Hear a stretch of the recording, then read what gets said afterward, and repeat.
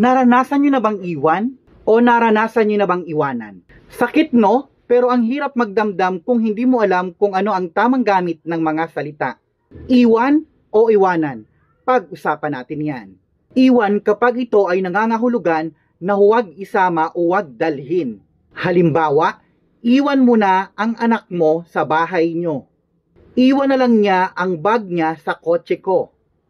Ang iwanan naman ay bibigyan ng kung ano ang isang tao bago ito umalis. Iwanan mo ako ng perang pambili ng pananghalian. Iwanan mo ng baon ang iyong kapatid para bukas. Iwanan mo na ako? Mali.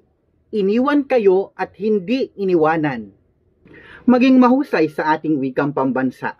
Sundan si Teacher Weng for more 1-minute Filipino lesson. Iwan ko muna kayo. Bye-bye!